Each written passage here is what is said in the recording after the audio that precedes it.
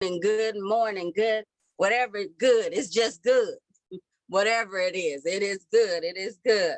So we're continuing on. We're continuing on with Joshua, and we're in the 18th chapter of Joshua. We're still in him dividing up the land or giving Israel their inheritance. We are still in that portion of it that we are. We're going to continue on. And so we're at the 18th chapter. And if you look here on the 18th chapter, 18th to the 19th chapter, it says we're still in the division. We're still dividing up the inheritance. So we're still dividing up the inheritance is what we're doing. But our overall theme in these chapters is actually grasping God's good purpose, the accountability to complete God's mission. That's what we're doing. And I agreed. And we're in that accountability stage. So just a recap.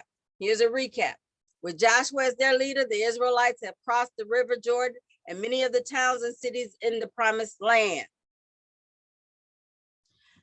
We actually see here that living in the land that God had promised to his people were many nations and people who worshiped idols and were known for their wicked ways. So just looking at this as well, we have that. And I think the next one telling us that we are going to get, oh, okay. And Darrell is teaching tonight. Huh? What was that? And then our recap basically, again, is not like a recap, but kind of like where we are. So this is kind of like telling us where we are. So the Israelites, with God help, captured much of the land, but there were still 7 tribes of Israel that had not yet been captured, the territory they had been allocated. So we're going to moving forward. So go move forward. I just have to do one thing, you all, just real quick, make sure she's off. Okay, good. All right. So we're moving forward here to chapter 18. And as she said, you said, you said pastor teaching. Is that what you said? That is what I said.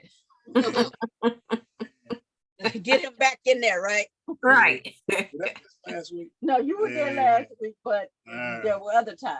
All right. Well, you know, he was a little late, wasn't he, last week? Yes. I am on time. And the Israelite, and the whole congregation of the children of Israel assembled together at Shiloh and set up the tabernacle of the congregation there, and the land was subdued before them. I'm going to stop there for a moment. Shiloh, as you can see where it's located, was really the area where David hung out most of the time, right around in that area, around there. If you can notice Benjamin and Manasseh and Ephraim and Dan, which you're not going to see Dan later. I mean, Dan just kind of disappeared when we got into the New Testament. But in this particular area, so just so you know that, keep that in mind, that was really the area where David hung out a lot. And in this general area right around here too, is where, especially where Joshua is going to end up, in this general area around here is where Jesus frequented a lot. This is where he moved around. Remember, Jesus was in the Galilee area, all around that area. So let's keep going. Verse 2 says, and there remained among the children of Israel 7 tribes which had not yet received their inheritance. Now they hadn't received their inheritance because they just didn't go and get it. Everyone was told to do what they needed to do. And so why were these 7 tribes still not where they should be? And we'll keep talking about it. Joshua and the Israelites set up the tabernacle in a place called Shiloh in the middle of the promised land. Now, the tabernacle, of course, was not necessarily the headquarters, but it was a place where you could go and worship, a place where they could go and find God, or find I've forgotten the name of it, what they travel around with. The Ark of the Covenant. Yes, they could find all of that. And from here, Joshua sent out, now it's interesting, from here, Joshua sent out 3 men from each of the 7 tribes without territory to scout out the land so it could be divided up between them.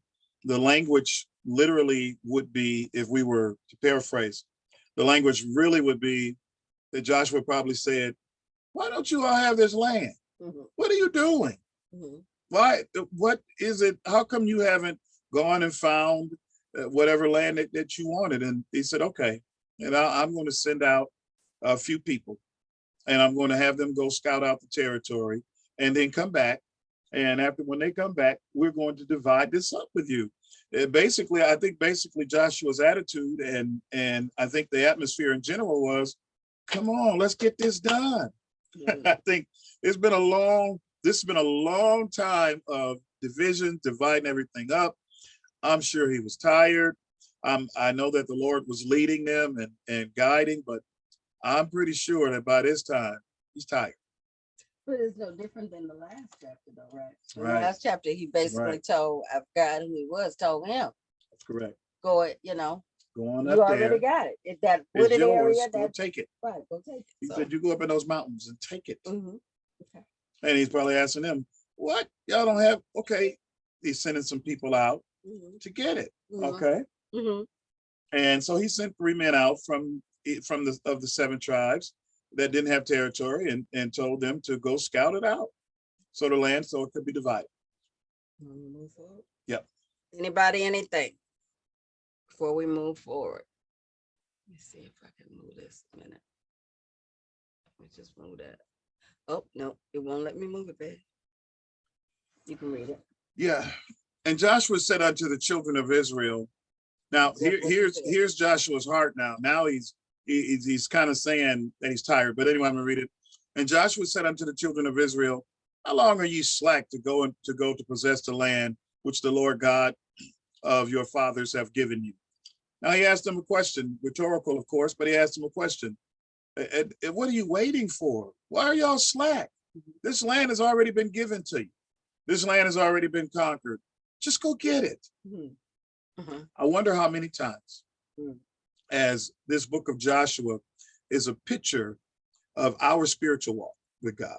They are getting it physically. They're receiving the promises physically. We received it spiritually as well as some in physical form. But I'm sure that there are many times when we go into prayer, or if we fall into disbelief, or whatever the case, remember, God knows our thoughts. Our thoughts are words to him. So we really can't hide anything from God. Psalm 139 says that he knows our thoughts are far off. So when our thoughts are gathering, God has already heard what it is that we're going to think, or how we're perceiving things. And I'm sure that there are probably many times when he's wondering, how long are you going to be slack when I've already given this to you? I've already made a way for you. I've already declared and decreed, but yet you're slack because you won't do it. You won't get it. Have you ever, I'm going to go to verse 4 in a moment, but have you all ever, I've done it a couple times. Have you ever went and recommended someone for a job and you knew that they were a shoe-in to get it? And you went back and you told them, look, all you got to go do is, all you have to do is go see so-and-so, such and such. If you go see them, they're going to give you the job. Just all you have to do is see them. I've already talked to them about you. It sounds like your credentials are decent enough. They're going to give you the job. And then you find a couple of days later that they didn't go. They didn't listen. They never went. And so you wonder, are you that slack? I thought you wanted a job. I thought you wanted to make money. And here it was, all set up for you. It was going to be yours. You would have had it, but you didn't go and get it. That's kind of the picture here. Joshua is asking, why haven't you all gone and spied out your land? It's already yours. It was promised to your fathers. Now God's going to give it to you. These are the ones, remember, who were born in the wilderness. They didn't have the opportunity to go into the promised land the first time. This is that other generation. And so God wasn't going to go back on his word. He promised the other generation they could have it. Y'all remember they went in and then they came back with the report of the spies, and they decided to believe the 10 and not the other 2 And so they didn't go in. And so God allowed that generation to die in the wilderness. Now, this is the other generation. So Joshua was saying, this land was already promised to your fathers. It's already yours. Why are you slack?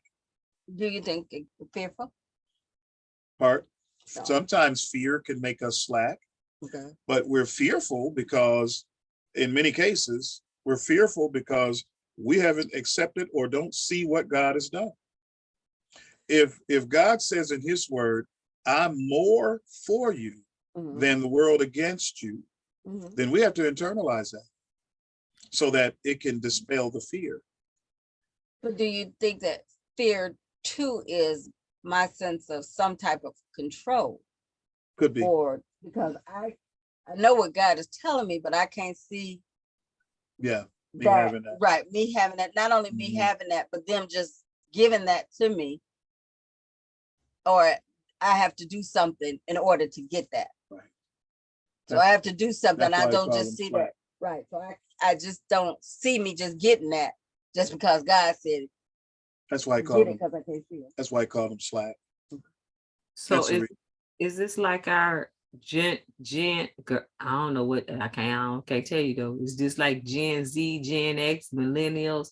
I don't know what generation I'm in, but is this the same thing? We're not passing down the values and the belief, and maybe because most of that generation had died off, they weren't able to pass down some of the values, and there's some of them that did have it because they were able to get, like, their grandparents were like ours that lived a long time. We got a chance to see some of it and be taught some of it, and then as they got it, they weren't, and they were losing it.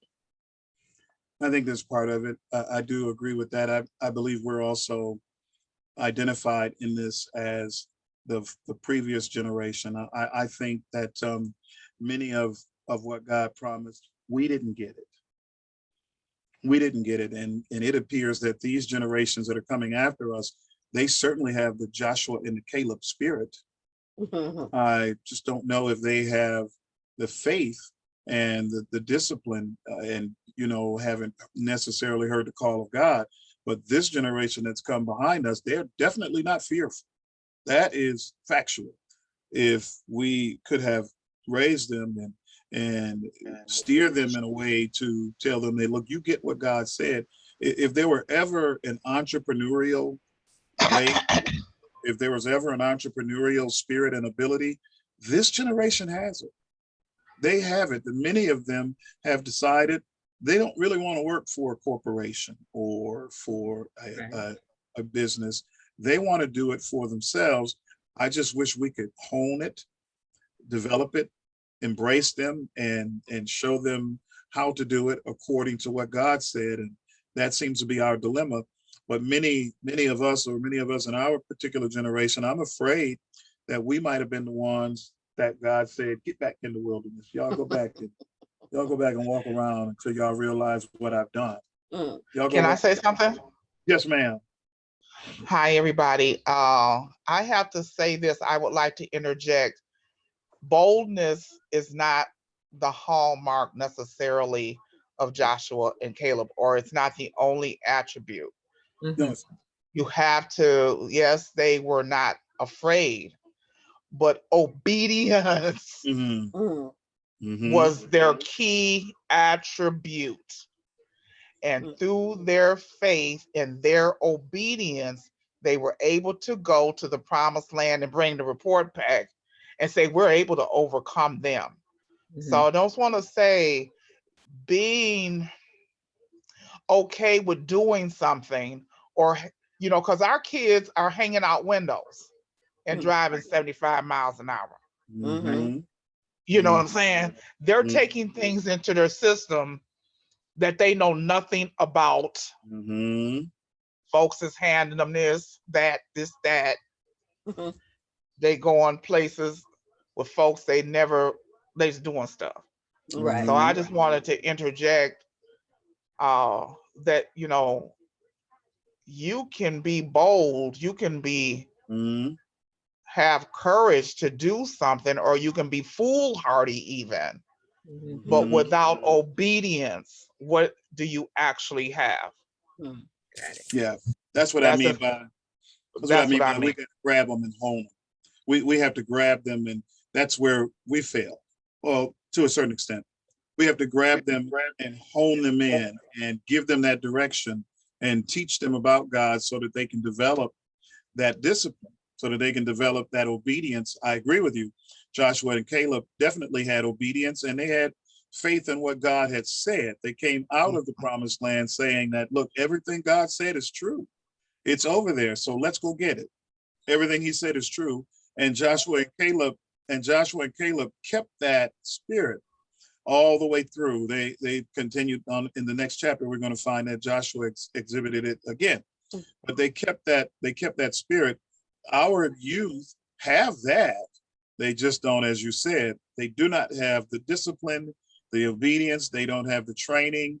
Unfortunately, they don't have the respect. And so I don't know who that falls on, but I'm sure that we'll have to take some of the blame. Most definitely. Some of the blame. Most definitely. For them not being honed in. I love their entrepreneurial spirit. I love it. It's a wonderful thing. I've often said about the particular drug dealers and some of those that have built those particular kinds of empires. If someone could have grabbed them and used their organizational ability and use their business savvy, their entrepreneurial outlook, and really showed them how to do something legitimate and legal, they would be incredible CEOs, because they put together a network and they put together an empire all out on the streets that would build that they build and grew into, a lot of money. I've talked to a couple people who worked in the outtake for the county jail, and it amazes me that she would tell me that there would be some of them who were caught or some of them who were arrested, and their bail sometimes would be $15,000-$20,000, and she say they would be out in 2 hours. They'd be out in 2 hours. I mean, they just got they were able to find someone with $15,000-$20,000 to bail them out, or with a portion of that to bail them out. So they were building and have the capability of building great empires, of building great businesses, just no direction, no guidance, and certainly no love. I don't want to be political, but this may be because they created their own entity. No, the Italians did it. With prohibition, they got together and they organized. It was called crime. Okay, it was called organized crime. Yes, the syndicates. Yes. Okay, but then turn right on around, and the same thing that the organized crime people did, the coppers and the legal people did, just like they're doing now. Right. See, they took the same thing that they put our kiddos in the penitentiary for. Now you selling drugs right here. I can go right. I was visiting DC with my fam. You could walk up in any. They had weed like this, just like you go to a corner store. Really. The doctors have turned into the drug dealers. Yes. So our children were in a position where they created their own thing, and because they said it was a crime, our kiddos became criminals because of what they said. Right. Absolutely. But it was a crime because they couldn't capitalize on it. Now, correct. I want to say this, and I want to say this faithfully. Our people have had to have a jitney cab. They've had to have, how the people used to sell the candy out their house and you can get the ice cream. They've had to create and carve out those things the whole time because of exclusion. And as you said, Pastor, how do we then and they've lost faith in the system too. Yes. And so yes. that's part of the reason they're kind of returning back, and maybe it'll come into a circle because they're kind of turning back into what we did. I mean, what our parents did. Because our parents, they would do stuff. They'd be making pies and selling picnic, the little boxes of food that you could buy. And they would be bartering and working with each other to get away from the company store. They would be working together. Somebody had some potatoes, another one sold some chickens, and they would be working and trading.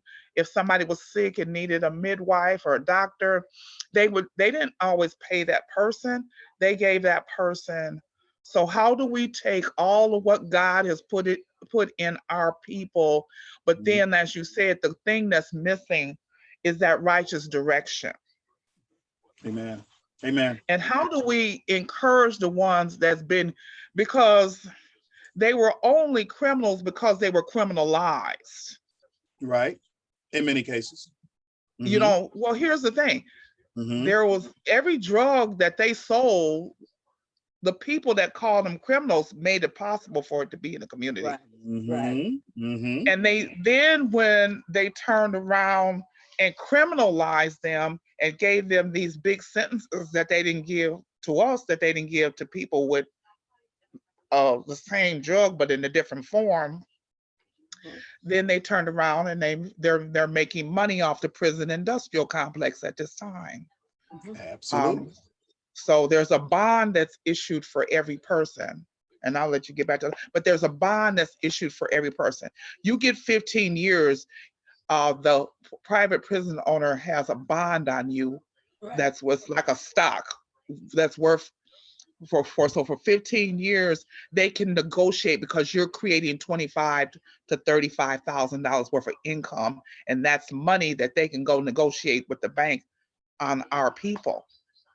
That is correct. So with our folks being disheartened, because now tying it back to the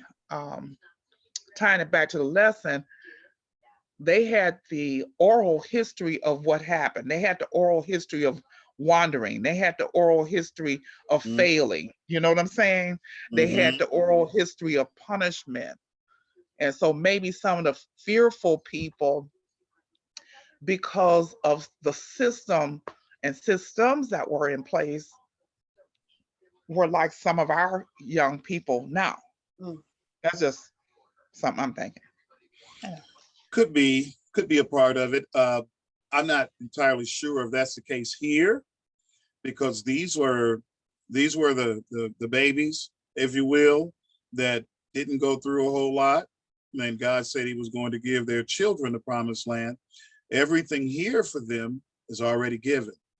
And that's why Joshua was admonishing them and saying, hey, look, why are you slack? This is already yours. It's yours. It's already been promised to your fathers. So I don't understand why you're slack. You just have to go and get it, is what Joshua was telling them. And then he told them in 4, give out from among you 3 men for each tribe, and I will send them, and they shall rise and go through the land and describe it according to the inheritance of them, and they shall come again to me. So now Joshua is taking the lead again and giving them direction and guidance and saying, okay, I have to facilitate this. Give me 3 men. You all go out there and spy it out, see what you want. I'm sure that the men that they gave would have already had instructions from them as to what you want. You know, if you say, well, we want to be next to a hill, or we want some flat land, and so they would go out and spy it out and see where they wanted to go and what they wanted to do. And Joshua said, then you come back to me. And then he said, and they shall divide it into 7 parts. Judah shall abide in their coast on the south, and the house of Joseph shall abide in their coast on the north. And ye shall therefore describe the land into 7 parts, and bring the description hither to me, that I may cast lots for you here before the Lord our God.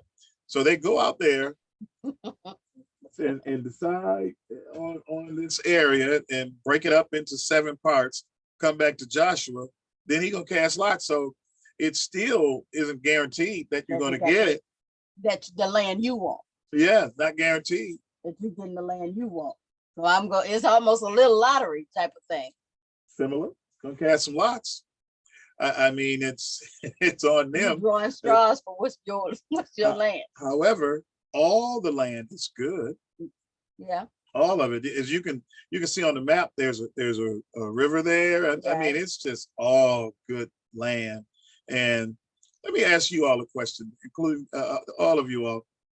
Why do you think that they didn't just go ahead and get them a chunk of land? Why do you think they were just in limbo? I was just gonna ask you that. I was gonna say, I really was. I was gonna say, but then didn't we read where they had allocated the land earlier? Is this like a different part of the conquering that they're given? No, this is a different territory. Yes, it was allocated, but then they had to go and take their parts. The whole land was allocated. He didn't break it into parts for them. Not right. He didn't break it into parts for them. He just gave them that area and said, okay, that's y'all area, y'all go and get it. But they didn't. I thought he did that in like chapter 14 or whatever. They did not. It was there. Well, chapter 14's map was, you know how the Bible reads. The Bible will tell you something, then it'll go and tell you how it happened. Oh, okay. I got it. Yeah. Then it'll go tell you how it happened. But again, it's still like you said. He said all the land would be yours. Yeah. All the land. It's just the division part. There's some division, but then more division came later. It's just all the land. Here's all the land. Certain people asked for their part too. Remember. It was James Brown. James Brown's song said, "Open the door. I'll get it myself." He said, "You don't have to give it to me, just open the door. I'll come in and get it myself." And the door was open, and all he had to do was get it. I'm sure that there were some tribes in some areas. I'm just asking you if you would have been in this category, in the flat category, or would you have gone and said, "Okay, I like this area right here," and just go ahead and start setting up? And they said, "What you doing?" "Oh, I'm taking this area right here." "Well, how you know?" "I don't know. Y'all ain't moving. I'm taking this area right here. This is me." But that's almost basically what Joshua said, though. What he said. That's what he said. So yes, I mean, what they weren't doing. Right. They were just leaving that land. And how much? Somebody keeps dropping off. How much have we left? Family, vision. How much is it that we've left and just haven't taken? That's given. The enemy is still enjoying. I've heard many songs say, "I'm taking it back." I think it was that real excited man. What's his name? Real dark man, real excited. That man is always jumping around. Can't think of his name. He's preaching now. Ty Tribbett. Thank you. That man is always excited, and he's always coming up. I mean, he's got more energy than a small child. But he's always writing or singing a song or coming up with something that said, "I'm taking it back. I'm taking back whatever." And I don't know if the right phrase is what he stole from me, but I'm just taking back what he's been inhabiting. We should have kicked him off a long time ago. Kicked him out of, "Thank you for taking care of this land, holding it. Now you're evicted." That's kind of what they were doing. That's interesting that you're saying that, and it's tying in. I was looking at one of the ladies part of on the thing about the native land. They have a group for like Cherokees and Skigos. You can join it, and there was a black American, native black American on there. And she was like, "Well, I found this, and this portion of what was my family was given it's underwater." And I'm like, "What am I supposed to do with it?" And I'm thinking, they can't have no boat sail on it. It's a private lake. But then she's like, "But there's also 528 acres somewhere where we have to go back and claim. And all we got to do is keep doing this research. And I'm telling everybody now, you need to go get the land that was already allotted to you. That's yours." And it's interesting because you're saying the same thing. And then in those that have stayed on the reservations, they're like, only certain people now. It's like, no.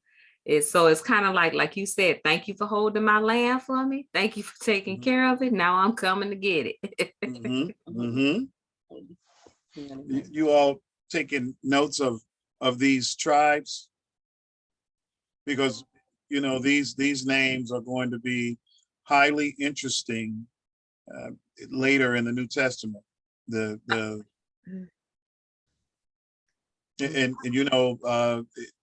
Actually further in the Old Testament, these names, they are going to be tremendously interesting. You see where Moab is.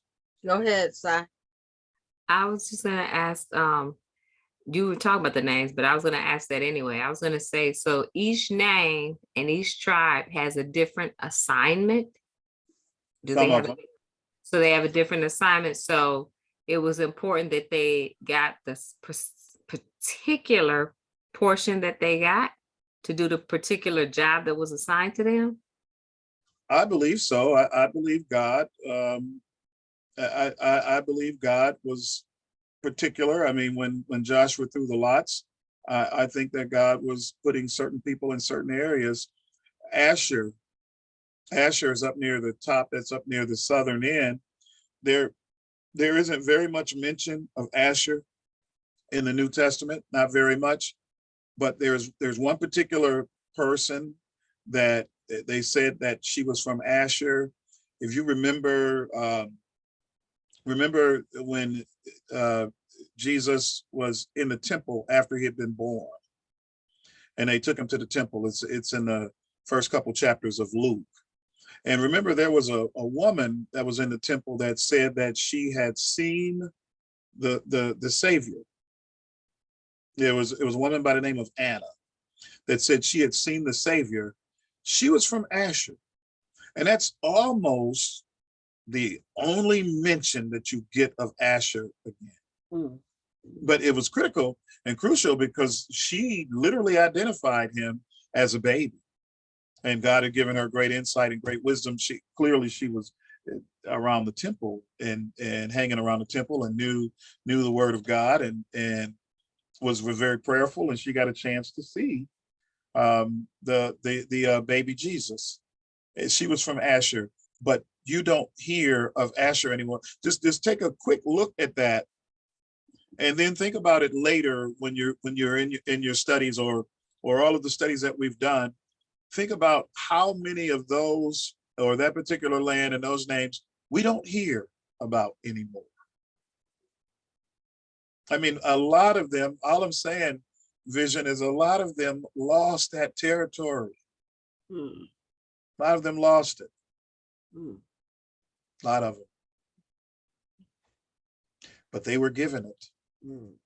Every single one, except for two. Go ahead. But the Levites had no part among you, for the priesthood of the Lord is their inheritance. And Gad and Reuben and half of the tribe of Manasseh have received their inheritance beyond Jordan on the east, which Moses, the servant of the Lord, gave them.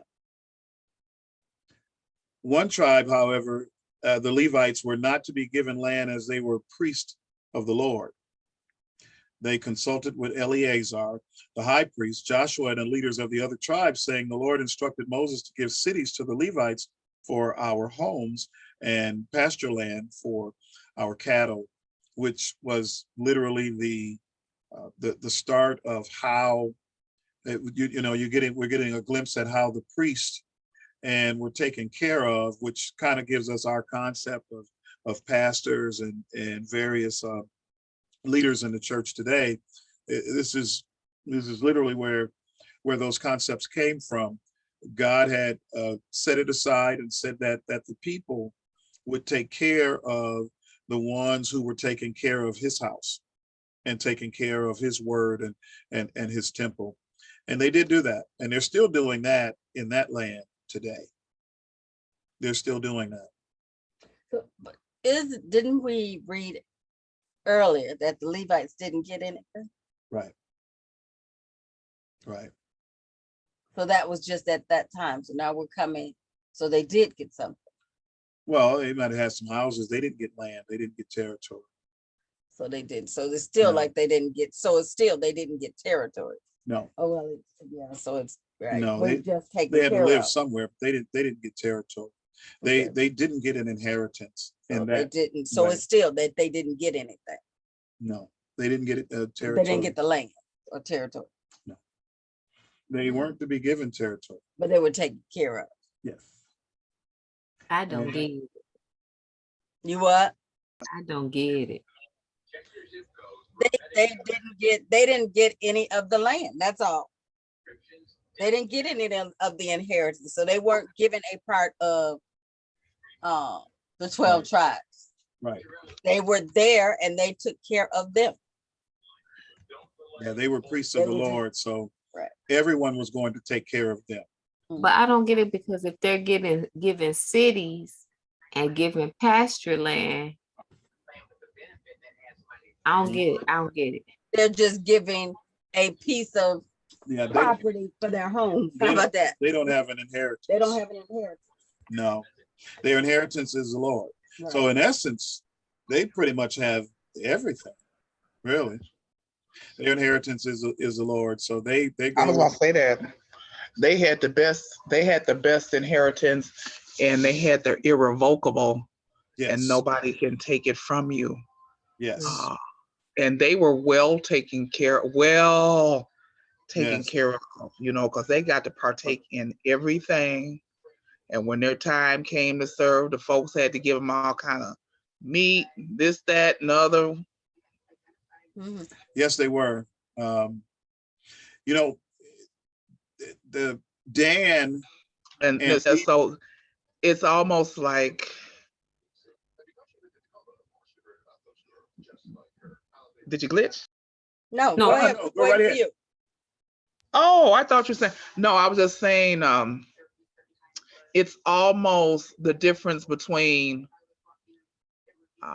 it's not a good analogy, I don't think, but it's almost a difference between the renter and the homeowner.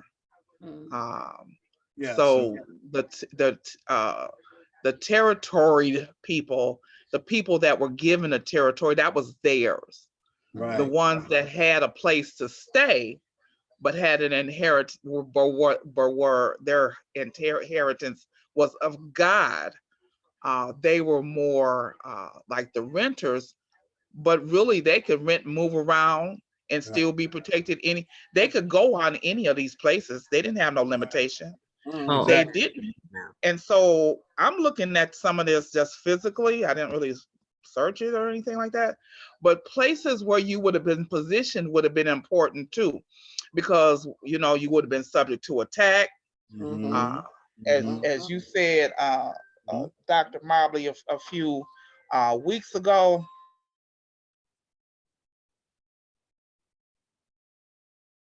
Whatever. There's water in some places was more like an oasis. Right. Some places was more prone to be able to grow and provide, for people. And then, the coastal places might have been more subject to Okay. warfare or somebody trying to bogart their way up in there, Right. And so when God put people in different places, he also was making them a manager of business. Exactly. So, hey, I'm giving you this business, to this land it's the promised land flowing with milk and honey, but I'm giving you some business to attend to as well. Right. Right. Yes, he was strategic, just as he still is today. And I've used the example all the time in the New Testament that God sent Titus to Crete and Timothy to Ephesus. If that had been in reverse, neither one of them would have made it. Timothy wouldn't have made it in Crete. They would have walked him over the plank and pushed him in the water. And Titus would not have made it in Ephesus. They would have probably put him in jail for how aggressive he was. So God knew exactly who to put where, and he knew exactly what temperament they had to have. And he knew exactly how they were to do everything they needed to do. So yes, he's always been strategic, and he still is today. It's It's just that I think many times when we do get our assignments, whatever the assignments are, there may be times when we may want something different or wanted to do something different and don't fit securely into the body like we should. We ought to be accepting of our assignments and do it to the best of our ability, seeing that God knows exactly what he's doing. He knows exactly where to put us. He knows exactly what we're to do, and assignments can change, and do change, but we certainly have to carry out the work that God has placed us in and carry it out where he placed us. Okay. So, and the men arose and went away, and Joshua charged them that went to describe the land, saying, go and walk through the land and describe it, and come again to me that I may have cast lots for you before the Lord in Shiloh. And the men went and pressed through the city and described it by cities into 7 parts in a book, and came again to Joshua to the host at Shiloh. And Joshua cast lots for them in Shiloh before the Lord, and there Joshua divided the land unto the children of Israel according to their divisions. So this is a repeat basically of that. Yeah, God's just telling us what happened and how it happened. And it happened through the casting of lots. And then looking at this is basically the Levites and where the Levites. Yeah, that's basically the map, that the breakdown, if you will, the breakdown. So it's not really, as this said, they were given cities, but it's not really that they were given cities. It's just where they were placed and basically taken care of. Right? Yes. And as Dr. White said, they could pretty much go wherever. And they would be cared for. Yeah. They would be cared for, long as they were being obedient and doing what God said. Okay. I got it now. I understand it as like they were out in our terms, traveling evangelists, but they could stay as long as they want to in a different place. But everybody knew that they had to take care of them. Like you said, it's where we have to take care of our pastors and stuff. So I got it now. I got it. Thank you. Yeah, I think this is where they get the concept from. And wasn't God good? Isn't this land incredible? It's incredible that Canaan, the land where God sent them, was enough for everyone. Isn't that something? It was enough for everyone. That's amazing. That's amazing. It should give us, it really should give us encouragement as to what's going to come. Wherever Jesus is preparing, whatever that is that we're going to be, it's clearly going to be enough. It's going to be enough. Doesn't matter how many people are saved, doesn't matter how many people are promised. I was looking at a snippet of a show the other night that my wife said that I don't tell the truth about her, but she did want to watch this show, y'all. She did want to watch it. And it's called The Fighting Temptations. And she said she didn't want to watch it. Now I know he kidding. Now I know he kidding. You know it, don't you? There's a segment in that show where they discover that the main character wasn't telling the truth, right, about the choir and this great competition that they were going to be participating in. And so when the truth was brought out about the choir leader and his past, all of the people started saying, well, he promised me half. And somebody else said, he promised me half. Well, how you gonna get half the money when he promised me half the money, half the prize money? And so he was promising a lot. He was promising everybody almost the same thing, promising everybody they're gonna get half. And I guess everybody was going along thinking that, okay, I'm gonna sing in this choir, we're gonna win this competition because I'm gonna get half. And no one was thinking that there's multiple people in the choir. So you think that you're gonna get half and he's gonna get half and no one else is gonna get anything? And I just thought about that. God doesn't do that. When God makes a promise, it's enough for everybody. So whatever it is that he promised, he's got enough to give it. And he's got enough to give that person what they were promised, and that person what they were promised, and that person what they were promised. We're not going to get to the end and find out that God was making false promises just to get our participation. Just get our participation. No. No, he's got enough. He's got enough. There was enough for it was still land laying around while they were being slapped. Right. Out of all that land that's been given out all these weeks, we've been talking about the distribution of land. There was still land that wasn't inhabited, at least that wasn't taken over. God's amazing.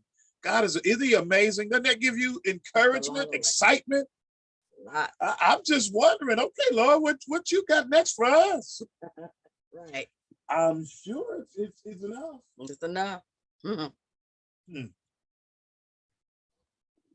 not gonna read all of these. So we're gonna not read all these verses because these last verses actually tell you basically the division and how they divided the tribe of Benjamin.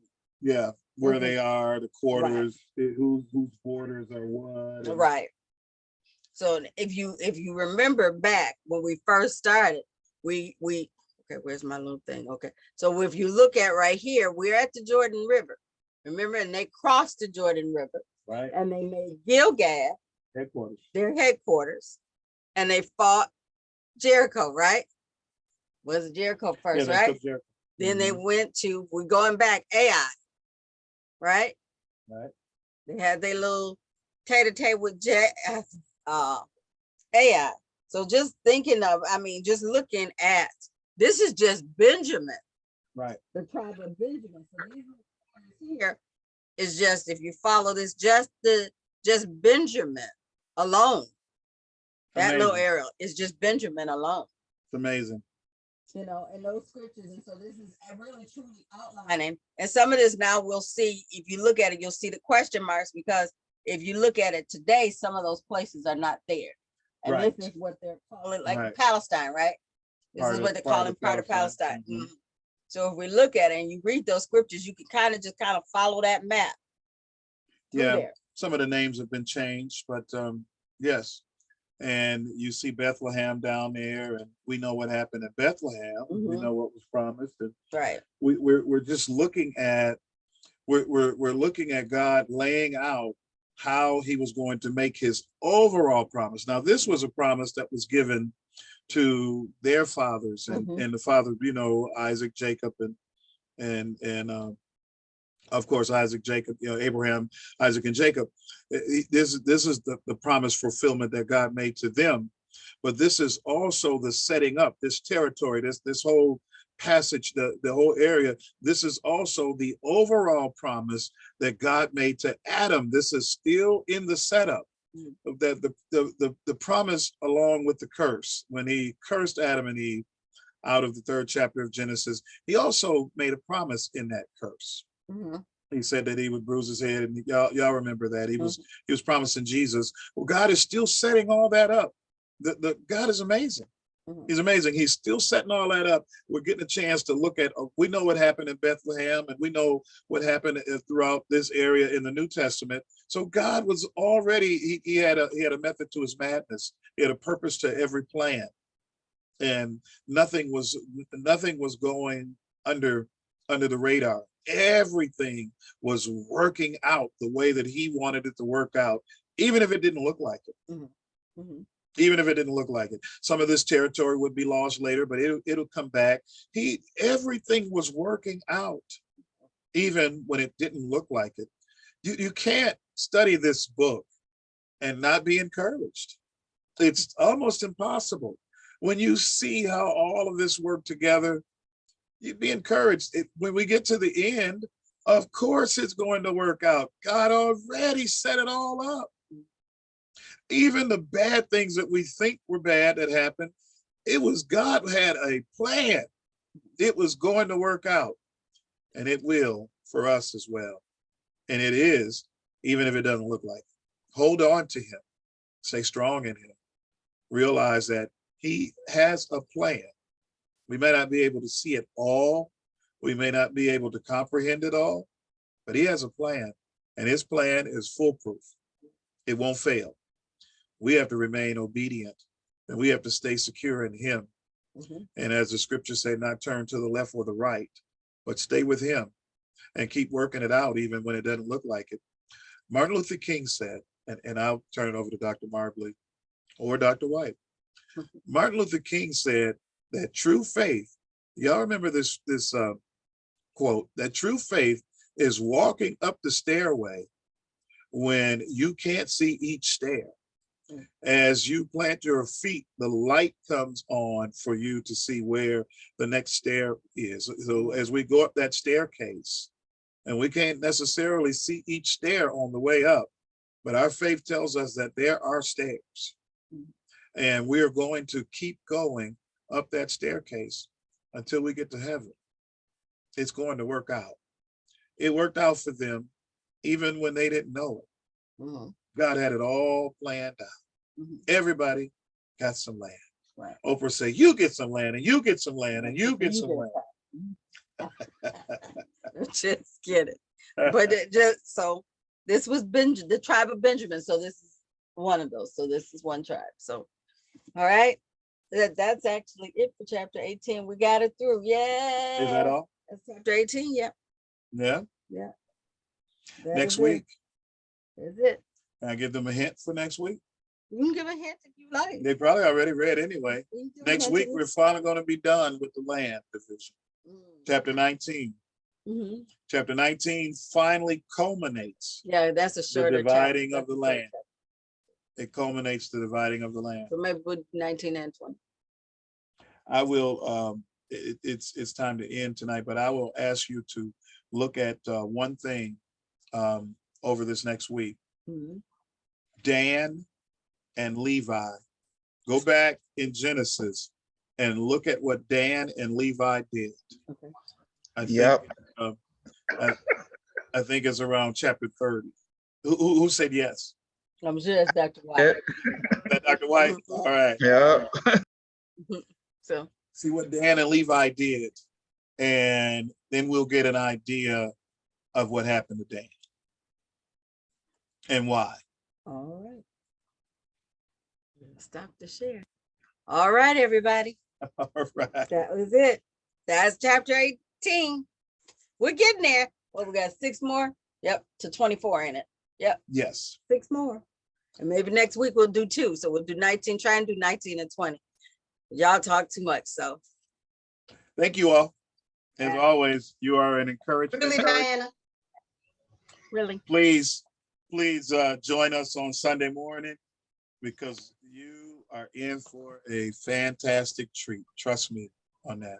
Tell everybody you know to join us Sunday morning. People that hasn't joined us before, Mhm. ask them to join us Sunday morning. Yes, please do. Tell them it'll be a wonderful, wonderful treat. Please tell Sunday them morning. to join us Sunday morning. Vision for the World Ministries. So maybe we'll play Wake Up and Get Yourself to Church Sunday morning. We haven't played that in a while, maybe. Or Dear Robertson Please Sunday morning. try to tell 2 or 3 people, and I'm going to message the rest of the members who are not on and ask them to invite 2 or 3 people that they haven't invited before. Amen. For Sunday morning. Amen. Sunday morning. You will get a wonderful, wonderful treat. Sunday morning. All right. Love you Amen. all. Love you all. Wait, hold on. Let me stop recording. Take care, everybody. Have a great one. You too. You too. I'm trying to pause.